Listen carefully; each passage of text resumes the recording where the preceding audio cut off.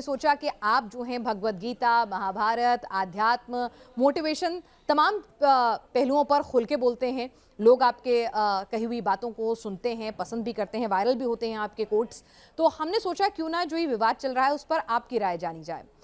एक विवाद है बागेश्वर धाम के बाबा को लेकर, उनके दरबार को लेकर, दिव्य दरबार में, जहां पर वो कहते हैं कि सनातन ने उन्हें ऐसी शक्ति दी है, भगवान बालाजी और हनुमान जी और उनके पूर्वजों का आशीर्वाद है उस गद्दी पर, कि उनको अलौकिक शक्तियां आती हैं जिससे वो आपके मन की बात जान लेते हैं, आपकी परेशानी जान लेते हैं, उपाय बताते हैं उन्हें दूर करने के। तर्कशास्त्री कह रहे हैं कि भाई ये जो है चमत्कार नहीं है, ये माइंड रीडिंग है और इस तरह से लोगों को बहलाना नहीं चाहिए, इसका अध्यात्म से कोई लेना देना नहीं है।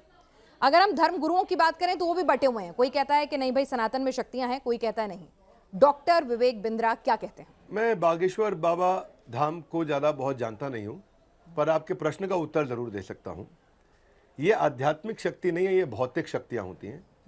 आध्यात्म इनसे थोड़ा और ऊपर माना जाएगा।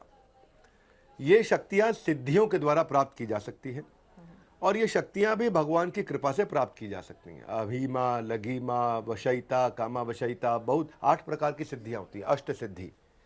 अब वो सिद्धियाँ, अगर उसमें से कोई सिद्धि उनके पास है या नहीं है, इसकी मुझको जानकारी नहीं है। हाँ, पर यह सिद्धि के माध्यम से आप ये काफ़ी तपस्या करके भी मिलती है और भगवत कृपा से भी प्राप्त हो सकती है। मैं ये ज़रूर कहूँगा कि अध्यात्म इनसे बहुत ऊपर है। एक सिद्धि से आप बहुत छोटा काम कर सकते हैं, पर आध्यात्मिक जीवन में आप जब प्रवेश कर जाते हैं तो उसके बाद फिर व्यक्ति को चमत्कार दिखाने की कोई आवश्यकता नहीं पड़ती है। उसका भगवान के साथ भगवत प्रेम हो जाता है और भगवत प्रेम जो है, जो आध्यात्म है, एक आत्मा और परमात्मा के बीच का जो रिश्ता एस्टैब्लिश होना, वो इनसे थोड़ा और ऊपर की बात है।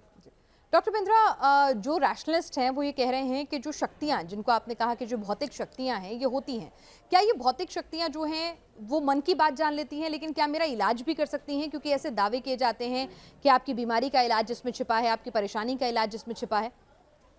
क्योंकि मन की बात तो माइंड रीडर भी जान लेते हैं। वो कहते हैं मन की बात अगर जान रहे हैं तो एक कला है, ये आर्ट है, एक माइंड रीडर के पास भी है, जो जगह जगह जाके शो करते हैं, बड़े पॉपुलर, इंटरनेशनली भी कई माइंड रीडर्स होते हैं।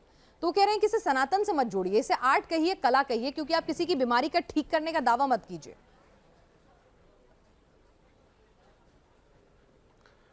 नहीं, मैं इसको थोड़ा अलग तरीके से देखना चाहूँगा।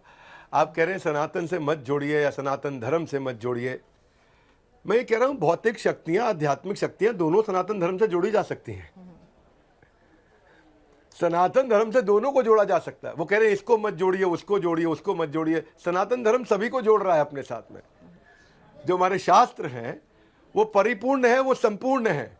उसमें ये बाबा जी भी आ रहे हैं और दूसरे बाबा जी भी आ रहे हैं, एक आम इंसान भी आ रहा है।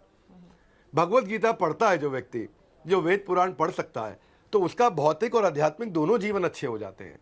अब ये बाबा जी जो कर रहे हैं, ये इनके पास जो सिद्धि है, वो सिद्धि अधिकतम भी सिद्धि होगी तो भी भौतिक ही मानी जाएगी।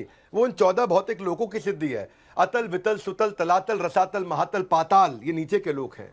स्वर्ग लोक, जन लोक, महर लोक, यज्ञ लोक, तप लोक, ब्रह्मा